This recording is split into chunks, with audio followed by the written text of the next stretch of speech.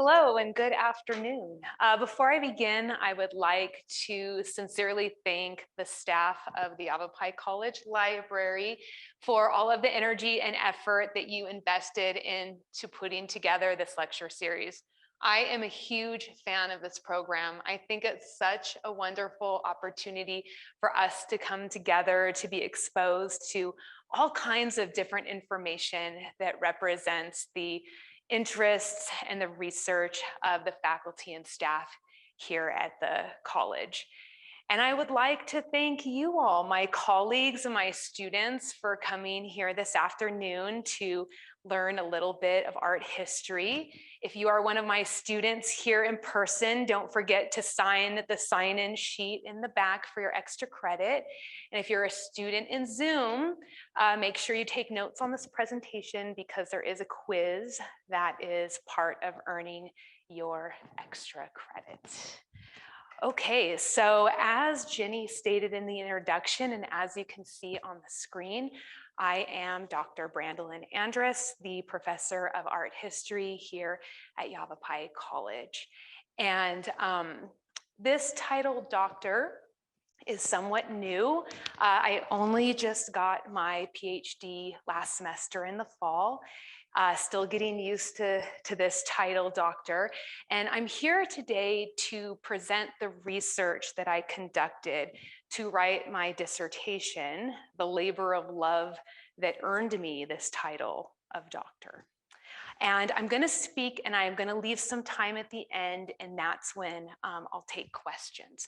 Otherwise, I'll go off on tangents and we'll be here all afternoon, which would be wonderful, I think. Okay, so before we get into the artwork, let's talk a little bit about the where and when that we'll be focusing our attentions this afternoon. Now, I'm sure that every single one of you in here and in our Zoom audience has probably heard of a collection of cultures called ancient Greece. But unless you've taken Art 200, you may have not have heard of the Greeks' forefathers, the people who lived in the Mediterranean in the location that eventually will become the ancient Greece. And these cultures are the Aegeans. Now, the Aegeans make up of three cultural groups. You have the people of the Cycladic Islands here. You have the people of Crete, which are oftentimes referred to as the Minoans, and then you have the Hellenic mainland here, and those people are the Mycenaeans. Now, in today's lecture, I'm going to focus on 2 out of 3 of these cultures. We're going to be talking about the people of Crete, and we're going to be talking about one Cycladic island, the island of Akrotiri right here, particularly the site of Thera. And the reason why is because Thera was very strongly influenced by Crete. And one may even be so bold as to claim that perhaps Thera was a cultural outpost for Crete. And if you look at the map, it makes sense because you can see that Akrotiri is one of the closest islands to Crete. They're just directly across one another with the Sea of Crete in between. Now, in terms of time period, I'm going to be very limited, and I'm going to be sticking only between the years of 1725 and 1500 BCE, which is a time period known as the Neopalatial period. Now, when art historians study ancient art, there are 2 classes of evidence that are considered to be particularly important: archaeological evidence and textual evidence. Now, the problem with Crete and the Cycladic Islands is that there is very little of either. And you know what? That is exactly the reason that I chose to specialize in the Aegeans when I worked on my PhD. I love not having the answers, I love the mystery, and I am not afraid of limited evidence. Now, archaeological evidence, this refers to things like material culture, objects, art, architecture. Very little of this was yielded from Crete or the Cycladic Islands in comparison to other civilizations like Egypt or Greece or Mesopotamia. Now, in terms of textual evidence, we kind of really don't have any. And if it sounds like I'm hedging my words right now, it's because I am. There is an interesting situation where actually the people of Crete did produce the written word. It's called Linear A, but the problem is we have not been able to translate it. So we can't get any of that historic information from that script. And as far as we know, no script whatsoever was produced from the Cycladic Islands. So with this, we have some really major gaps in our knowledge about this civilization. Like, for example, we are not even sure if Crete was polytheistic or monotheistic, which means we are not even sure if they worshiped one god or multiple gods. What the artistic evidence indicates, interestingly, is that regardless of the situation, one god or many, it was women, that Crete worshiped women. Now, another huge gap in our understanding is we cannot confidently discern if Crete even had a king. They may have even had a queen. There is evidence that indicates that they may have been ruled by women, that Crete was a matriarchy. Although I will say that that is a very contentious point with Aegean scholars, and it's something that's still hotly debated. Now, a third possibility, and this is the one that I actually think is accurate, is that multiple people ruled over Crete simultaneously, either as an oligarchy, like a group situation, or a plutocracy, which would be ruled by the wealthy. These gaps in our knowledge make this study very important, an important contribution to scholarship, because as you're going to come to see, it's going to offer some explanations on not only the religious life of Crete, but the political life as well. Now, when I was working on my coursework for my PhD, I was studying all of these cultures that were located in the Near East, which is this expansive region all right in here, which you can see is right next door to the Mediterranean. And these cultures were contemporary with Crete, which means they existed at the same time. And what I was realizing as I was studying these cultures is that almost all of them worshiped an erotic goddess. She was a deity who was associated with marriage, sexuality, and the carnal pleasures of intercourse. And I have a list for you right here, and this list is by no means exhaustive. There were so many different iterations of this goddess, but these are some of the main ones that you can see here. The most familiar to you probably is going to be down here at the bottom, Aphrodite, who is the Greek erotic goddess. And I just want to say, it goes to show that Aphrodite isn't just somebody who randomly appears in the Greek pantheon, but that she's part of a very long lineage that descends all the way back to Inanna and Ishtar, which are earliest examples of the erotic goddess coming out of ancient Mesopotamia. Now, what I noticed was that I was able to identify the worship of these different versions of the erotic goddess because there was very clear and consistent symbolism that was used to describe her worship across these cultures. It was consistent. This was literary and this was visual. Now, for example, in terms of literary, I read through a very extensive corpus of love songs and erotic poetry that did things like, for example, eroticize the landscape and sexualize plants. And it did so to speak about female sexuality in very coded, in very discrete terms.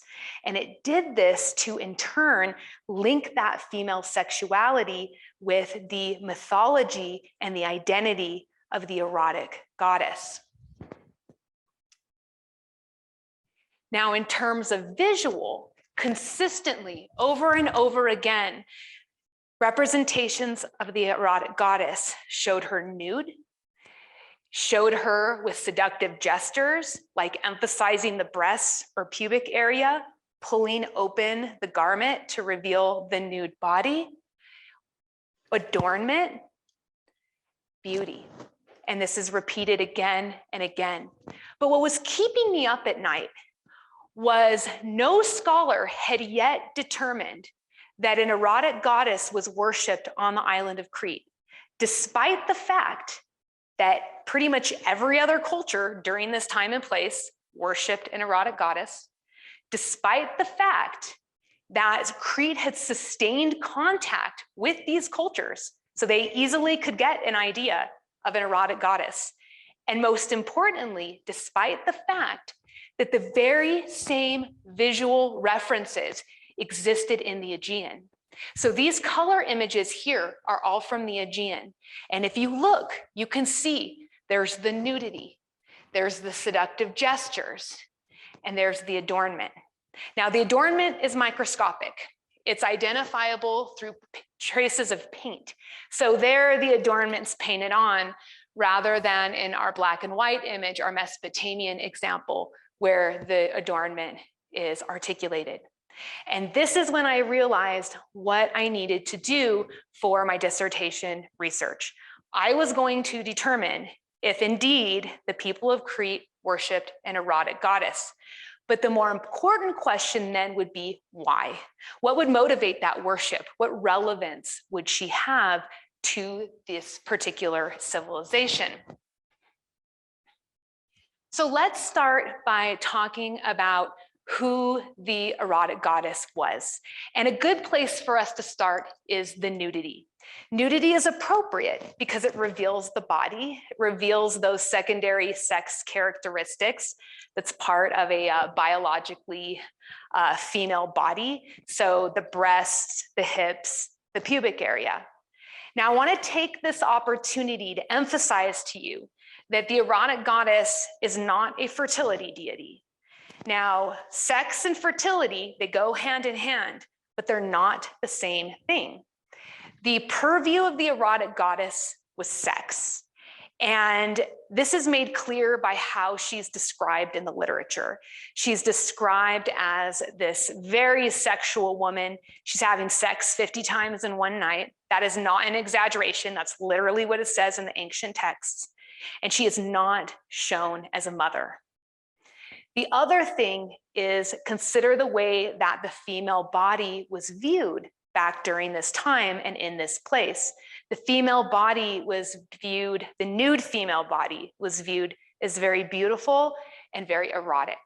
So think about how jewelry on a nude body would punctuate that beauty, but it also would amplify the eroticism because jewelry, if you think about it, sits on the erogenous zones, the neck, the ears, the wrist.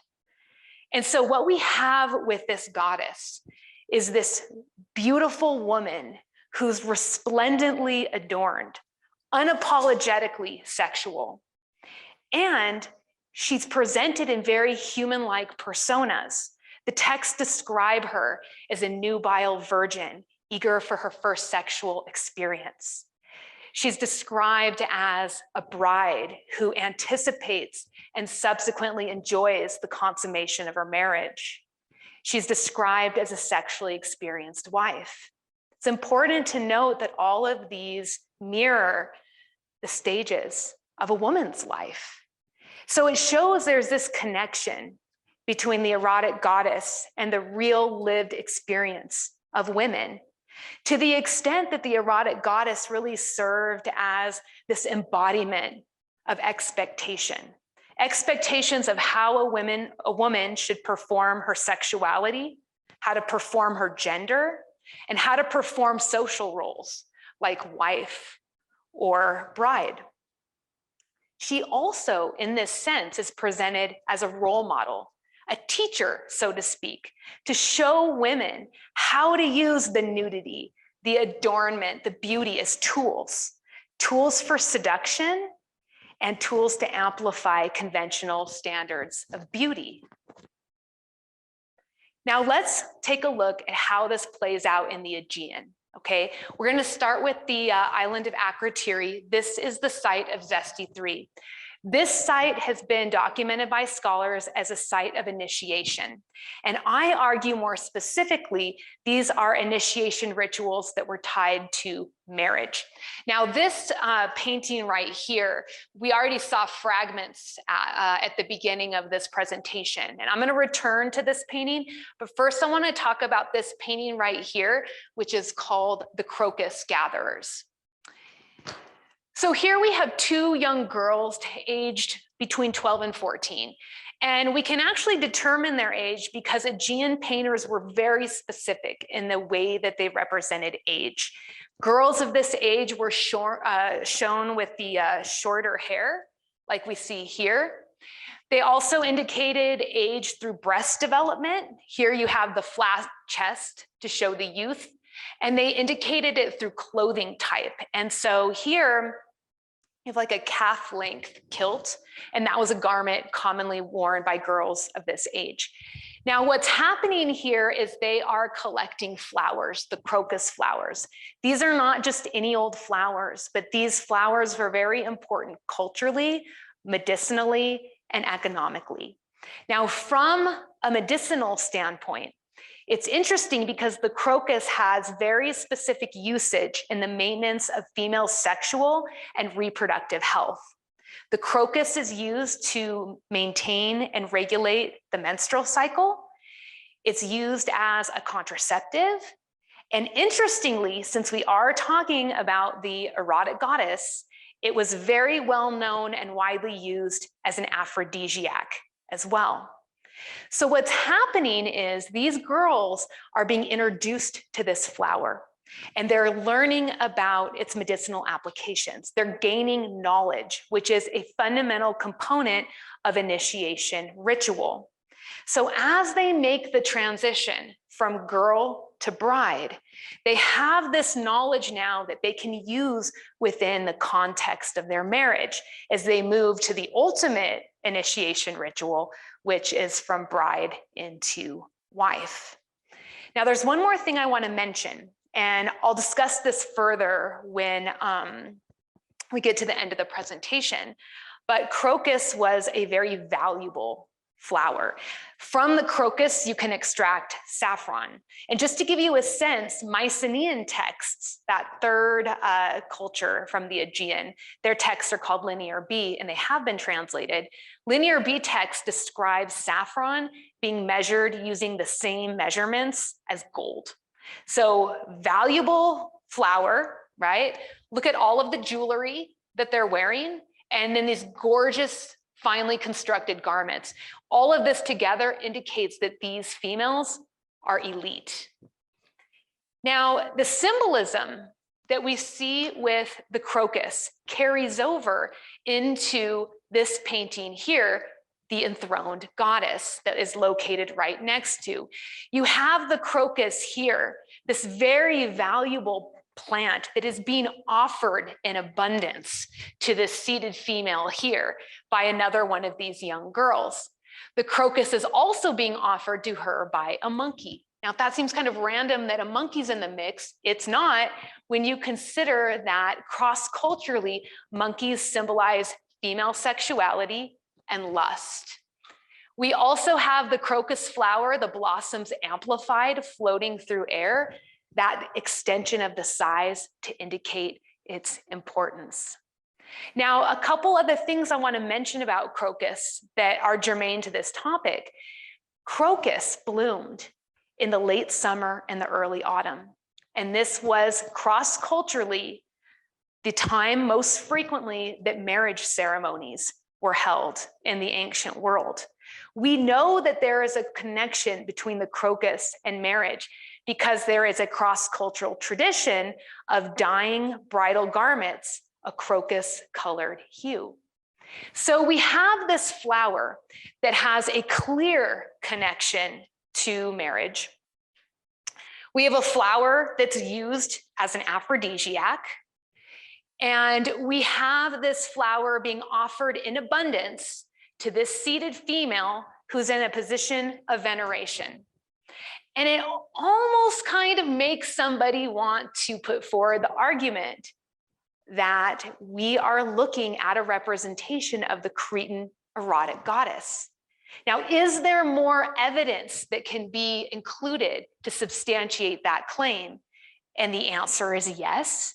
If we look at a detail of this enthroned goddess, you'll see that she's presented in that very typical way, cross-culturally, that we recognize the erotic goddess. We've got the nudity with the exposed breast, we've got the beauty, the cosmetics, and that abundant amount of jewelry. And the jewelry is what I want to pay attention here to. First, we have a garland of dragonflies. Garlands were a common adornment worn by young girls during courtship ceremonies. And the garland also was commonly worn during wedding ceremonies as well. Then we have ducks. So in general, birds are associated with women and sexuality as a symbol. Specifically, birds are associated with the erotic goddess. Now let's think about the habitat where these animals live. The dragonfly and the ducks live in marshes, and marshes are considered to be a liminal landscape. And what that means is this idea of transition, right? A marsh is liminal because it's water and land at the same time. And so often initiation ceremonies will be held in these liminal environments, or in the case here, they will refer to the liminal environment. Now, on top of this, the ancient Near Eastern texts, they describe the marsh as a location for unbridled sexuality and illicit trysts, both of which would certainly be under the purview of an erotic goddess. Now, many of the symbols that we see at Xeste 3 and the ideas that they communicate, they carry over to other sites at Akrotiri, which suggests there were multiple locations on this island that accommodated these premarital initiation rituals. One of them is here, the House of the Ladies. So for example, we also see here, as with Xeste 3, women of differing ages. So at Xeste 3, we had the young Crocus gatherer and the adult enthroned goddess. Here we see the adult through breast development, right? We have this like large, sagging, pendulous breast, which is showing that this woman is older. This right here is a fragment that indicates the youth. If you measured this out, you could determine that the person who wore this garment was 30% smaller than this person here. So size is being shown to use that this person is younger. Now, why having these different age ranges has to again do with initiation. The big part of initiation is that passing on of knowledge. And who is the person passing on the knowledge are the older women who, through their own experience, are able to pass that knowledge on, whether it's recognizing flowers that are helpful for sexual health, or what we believe happening here is a ceremony where there is someone being taught how to clothe themselves, how to wear jewelry, and that sort of thing. Now, we also saw adornment at Xeste 3 with all the jewelry that the Crocus gatherers and the enthroned goddess was wearing. Here, the adornment is in the form of cosmetics, and you can see it here with the red circles on the cheek and the red lips. Back then, as with now, this is to enhance the aesthetic beauty of the face. Now, interestingly, if you look, you can see a little bit of red here at the bottom. Cosmetic treatment has also been paid to the soles of the feet. So the bottoms of the feet, okay, with the red, that likely is henna. Henna was used frequently in this time, in this place, in the ancient world. Henna on the bottom of the feet indicate protection. So the bottom of the feet were considered to be a very sensitive area of the body that had the ability to sort of soak up energy or soak up negativity. And so in moments of vulnerability, you needed to protect that area of the body. And initiation was considered one of those vulnerable moments because you're going from one social identity to the other. And while you're in between, you don't have an identity. You're just out in the ether somewhere. And so very dangerous things can happen to you. So this indicates that they are in the middle of an initiation ritual. Now, speaking of plants, okay, here's a reconstruction. Here we have these plants. These are papyrus, and the top are the umbels right in here. Now, according to mid-16th century BCE Egyptian pharmacology texts, the papyrus umbels, the fiber that you could take from them, were used to create vaginal suppositories that were used for contraception and used to induce abortion. Also, these texts, which also include 2nd century CE medicinal texts from Rome, talk about papyrus ash used to treat a variety of gynecological ailments. Now, what I think is interesting is, in addition to this medicinal usage for female sexual health, the papyrus umbels bloomed in the late summer, early autumn, just like our crocus. And they also grew in a marsh. Another connection that we see between this space and Xeste 3, you see the beautiful clothing, so well constructed. You have the cosmetics, which were definitely a luxury item, particularly the red pigment. And even the paintings themselves indicate prestige. These are fresco wall paintings, which were restricted primarily to wealthy contexts. So once again, we have these references to elite identity. A final site that I'll talk about at Akrotiri is Building Delta, which in room 2 had this gorgeous painting of a lily landscape that stretched over 3 walls. Now, the environment that we're looking at here is a rocky meadow, which, by the way, was the same environment that our crocus gatherers were located in. So the meadow, this also is viewed as a liminal space, one that will eventually become very closely connected to the mythology of Aphrodite. And many of the ancient texts describe the meadow as associated with virginity and sexual naivete, while more specifically, the biblical Song of Songs, which has an uncanny parallel stylistically with erotic poetry and love songs in the ancient Near East, talks about lilies sexually as a metaphor for desire. Now, these lilies, along with, we have sparrows, these birds. Now, we already understand bird imagery generally and how it relates to the erotic goddess. But in terms of sparrows, sparrows were monogamous birds that bred in the late summer, and they were a bird that was sacred to Inanna. Now, it looks like these birds are kissing or about to kiss, but kissing is not a bird behavior. Yet, importantly, what we are looking at is we're looking at a moment of instruction, of the passing down of knowledge. And in this case, it's learning how to fly in midair.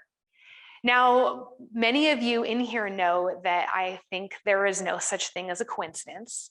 And it makes me wonder if the artist chose that motif of these birds in midair flight to kind of promote this idea that would be recognized by the human viewer to see, these courtship and mating behaviors such as kissing. Now, what I think is most interesting, beyond the fact that lilies also bloomed in the late summer, early autumn, and despite the fact that lilies also had specific medicinal functions, lily oil was used as a vaginal lubricant, and it also was used as an aphrodisiac. Now, on top of all of this, what's most interesting, I think, is discovered in this room was a bed. Now, you might be thinking, okay, so it's a bedroom with really lovely paintings and the bed is for sleepy time. And some scholars have made that argument. I think, though, with the symbolism that we've talked about, it's clear that this bed is for sexy time. Now, if you don't believe me, let me offer some additional evidence.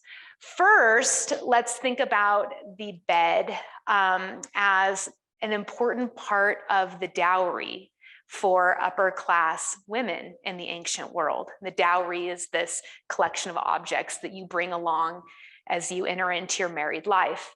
These beds traditionally were decorated with ivory plaques that showed flowers, couples caressing, and deities that have been identified as differing versions of the erotic goddess.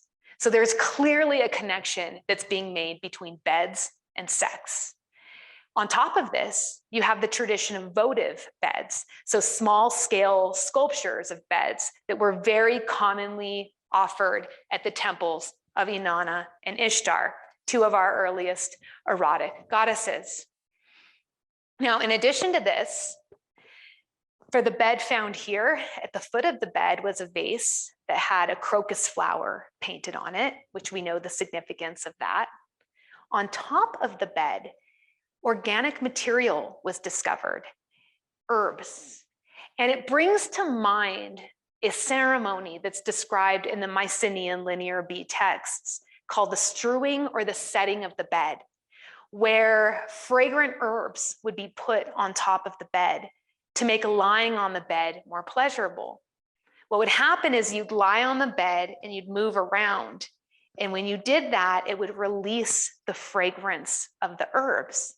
So it would make for a more pleasurable olfactory experience that will enhance the physical pleasure of your sexy time. And then underneath the bed, there was discovered more organic material, in this case, remnants of onions. Now that might seem kind of random to have onions under your bed, but it's not when you consider that so many of the ancient texts widely celebrated the efficacy of onions as an aphrodisiac. Now, let's see how this all works out in Crete. You can see that the symbolism, these symbolic landscapes, the elite females that we were looking at Akrotiri, that this carries over to Crete. We have here a garden, okay? And we can tell it's a garden because there's walls and you can see the potted plants here. Now the garden, in the Aegean world, the garden had its origins from earlier Mesopotamian royal pleasure gardens. And this imbued these spaces with not only this sense of wealth and power, but also pleasure and leisure. And then in the wider world, and this I almost want to say is like near universal. Every text that I consulted that addressed a garden, not even in the Near East, but even the Far East, as far out as China, is talking about the garden as a place for lovers to have trysts. And this is because of the garden's association with sensory overload, lushness, and the privacy that it afforded as a walled space. Now here, the flowers that bloom are vetch and mint. And wouldn't you know it, but both of these flowers have specific medicinal functions. The vetch is used as a contraceptive and for maintaining the menstrual cycle. Mint is an aphrodisiac. And wouldn't you know it, but both of these bloom in the late summer and in the early autumn. Now I have one more example here. This is from the site of Aya Triada. And we have two women that are in the rocky meadow, and they are next to a marshy landscape, which is this menagerie of chaos. This central woman here has received a lot of attention from scholars because of the very interesting position that she's in. Some people have suggested that she's dancing, which is interesting when you consider that dancing was a very common part of Aegean courtship ceremonies. Some have thought that perhaps she's kind of awkwardly seated on this platform behind her here, which if that's true, then this is perfectly replicating that enthroned goddess motif that we saw at Xeste 3. Now here we have a female kneeling, gathering flowers. And the flowers that she is gathering are myrtle and dittany. So myrtle, this was a flower that traditionally in Greece was spread on top of the bed in anticipation of the consummation of marriage. Myrtle had medicinal functions related to contraception and female menstrual cycles. And myrtle was specifically connected to the erotic goddess, specifically Astarte, Aphrodite, and Venus, who was the Roman erotic goddess. Now, dittany, that was a plant that was associated with love. And that was true back in ancient times, and it's still true today in Crete as well as Greece. Dittany was used as a very effective aphrodisiac, which explains why this plant had such widespread associations with sex and pleasure.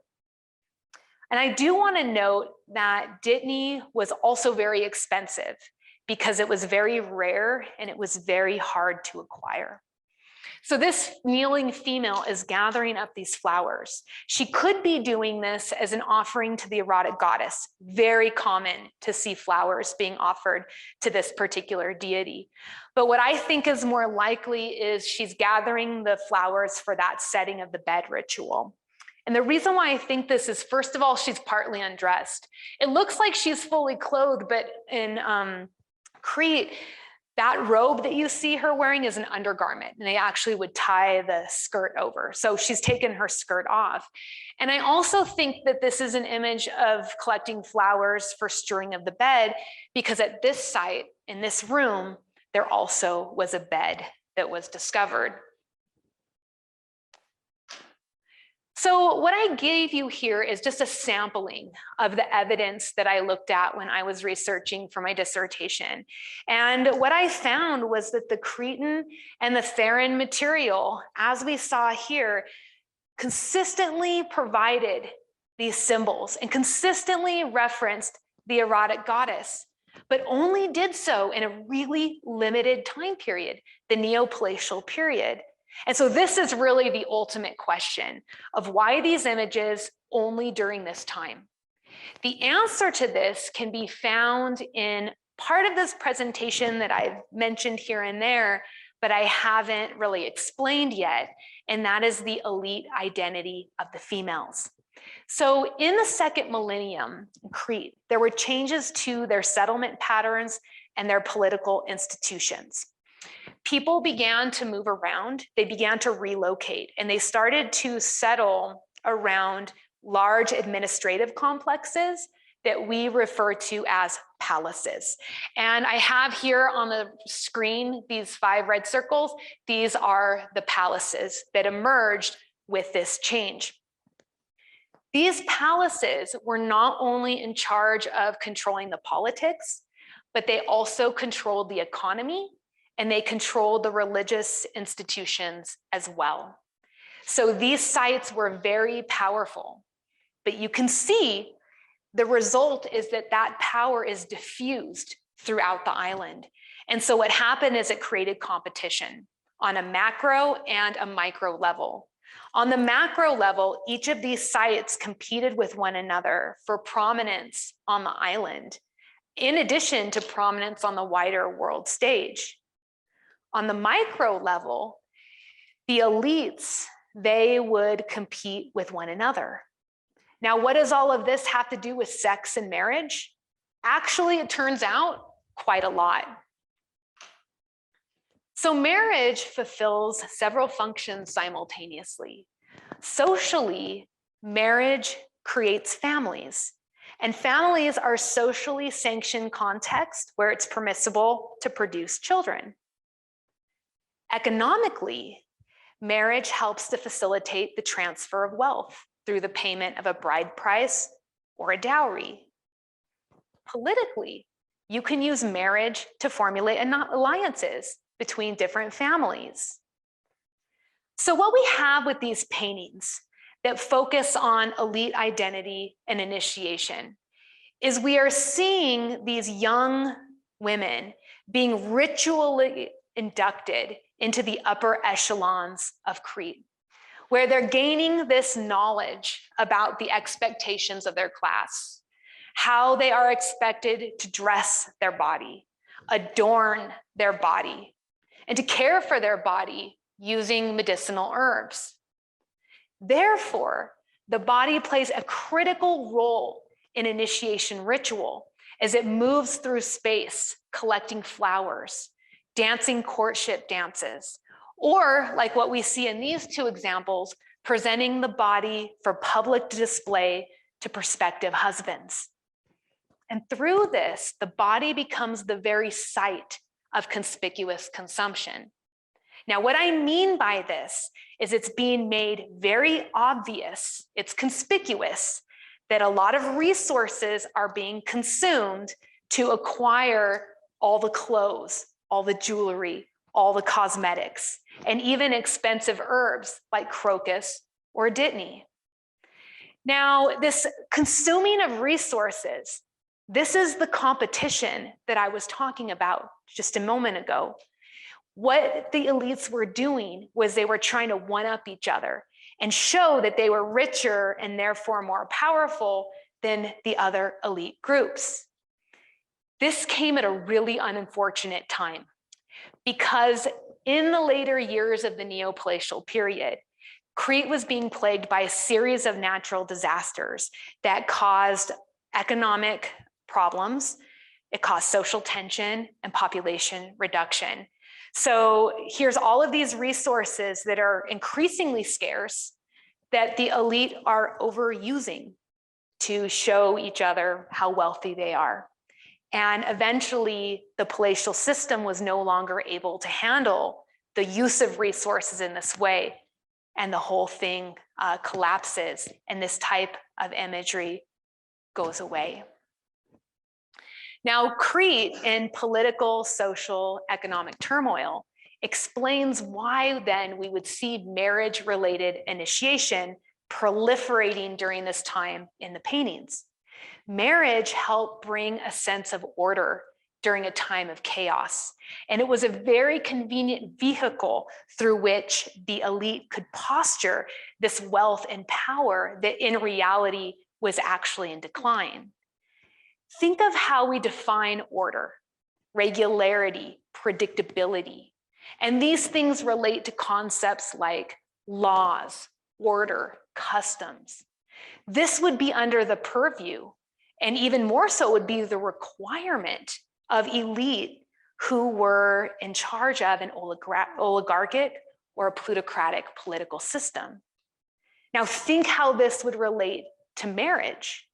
Marriage creates kin groups, families, which are the basic organizational unit of most ancient societies. In turn, these kin groups create clear social roles like wife or mother. These kin groups are associated with households, which create opportunities for labor that's divided along lines of gender. So much of what structures society, much of what creates order is either made possible by or reinforced through marriage. So that leaves one final dot to connect. What does this have to do with the erotic goddess? And the answer is everything. She was the mediator. She held together that interaction between sexuality, marriage, and elite identity. And this was what helped the young girls realize their impending roles as wives. It lets us know that this idea of sexuality is not just simply a matter strictly for the bedroom, but sexuality in this case was a facet of identity, and it was a mode of performance. By helping to understand how these young women began to realize their roles as wives, gives us insight into aspects that are not easily discernible in the archaeological record or even in the textual record. Things like, what was the relationship like between men and women? Or how are processes of social maturation recognized? Understanding these dynamics gives us a more nuanced picture, which represents a significant step forward in understanding a civilization that in many ways continues to remain enigmatic. Thank you.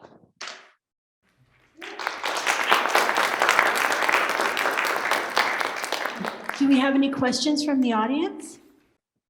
Any questions? Do we have any questions in the chat? Not at this time. I want to thank you for coming today. Oh, we have a questions. Oh. Here they come. All right, great. Here, thank you. Here's the microphone. Thank you. On that photo you had of the shrine and the temple, the two women in there, there were also some goats and cats on the side, and I was wondering what that related to. The goats and the cats.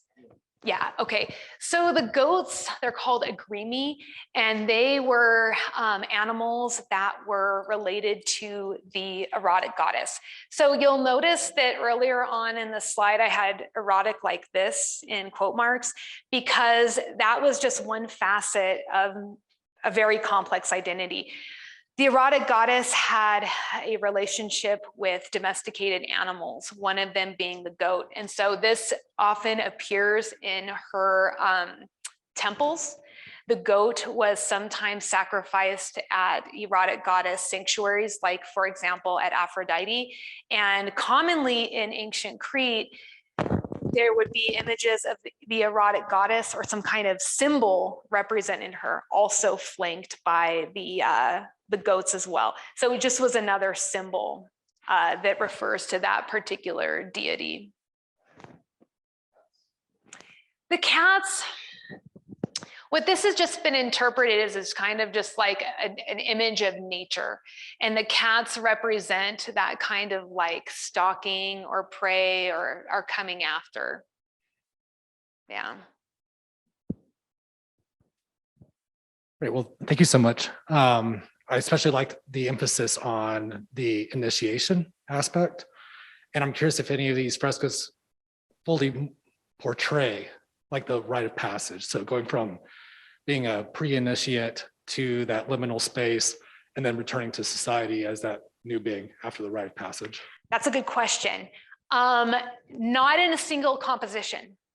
And so that's why I think this idea that there are multiple sites is significant. And that was the theory that I proposed in the dissertation, was that all of those different moments, the preliminal, the liminal, and then the integration back in, that they actually were happening at different locations.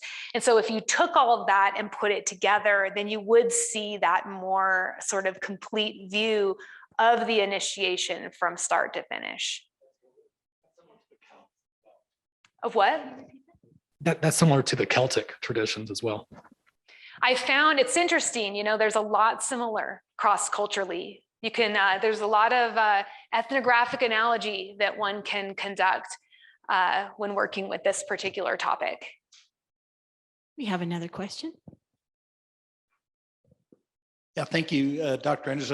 First of all, I appreciate the depth of knowledge that you've presented here today, but maybe a little bit off topic, but I'm curious, with the 5 sites that were the palaces, was there ever any evidence of, in your research, that their competition led to violence? Good question. Good question. It's hard for us to discern because there's a few factors that complicate the archaeological record.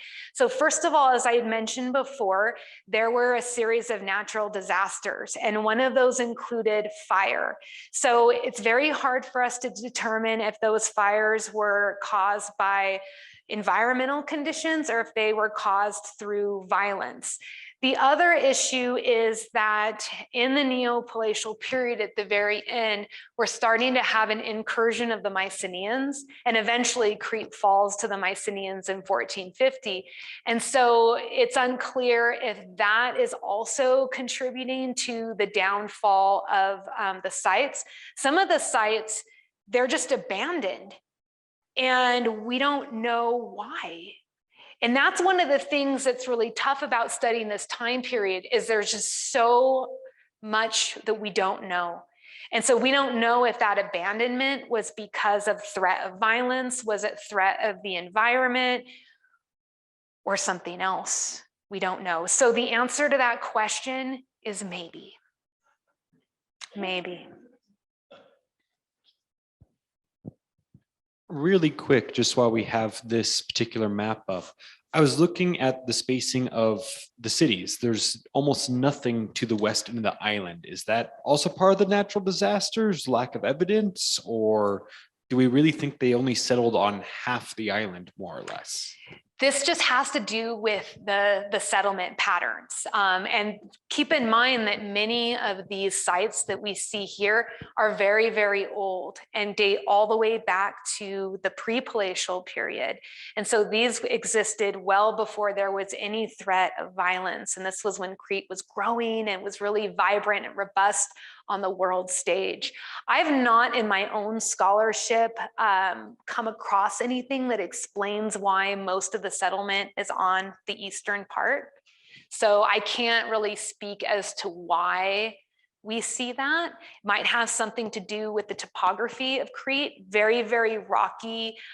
Certain areas of the island are very difficult to inhabit. And so it could have something to do with is there availability for farming in that spot of the island and that kind of thing? I have a question. Yes. In the frescoes, I assume they were painted over time. Did you discover anything in the frescoes that changed meaning over time? No. And the reason why is because, have you guys ever heard of a place called Pompeii? And Pompeii is so famous because a volcano erupted and it sealed all of Pompeii, right? This was also like a Pompeii. There was an eruption that occurred. And when that eruption occurred, it sealed the paintings. That's why we have this incredible painting that is so complete. I mean, this is so exceptional to have this level of archaeological evidence available to us in these complete paintings. They stopped painting them because they were sealed with ash. Yeah, so the paintings did not change over time. That's fascinating. It Thank is. you. Oh, we have It another is. question. Excuse me. This may all be interrelated, but was the abandonment of these cities simultaneous or near simultaneous, or was it sort of sequential, and perhaps it relates to the various catastrophes? And is that one reason why linear A never was able to be interpreted? So it'd be too easy if it was just like a volcano exploded and that caused the problems, right? And if you're going to be an Aegeanist, you have to work for it. Nothing is going to be easy and handed to you. And so what happened was there actually was a series of volcanic eruptions, and during each time they were able to rebound. And so the second volcanic eruption, the one that cleaved the island of Thera into 3 separate parts, the one that buried these amazing paintings, that did affect Crete, but not to the extent where it caused, all of the problems. And then in terms of linear A, that our inability to decipher it has not been connected to the volcanic eruption. I am not a linguist, so I don't know why we can't figure it out. We're able to determine parallels in some of the characters that are used in linear A and linear B, enough to maybe get a sense of some idea, but not to any extent where you could use the word translated. So I think it's going to happen. And, you know, every morning when I'm eating my breakfast, I open up my phone and I say, is today the day that they're going to open up Nefertiti's tomb? Is today the day they're going to decipher linear A? Neither of those happened this morning, but maybe tomorrow morning. It's going to happen. They're getting close, but I'm not sure why they haven't been able to. Any more questions? Then can you please help me by thanking Dr. Andrus and this very passionate. Thank you so much.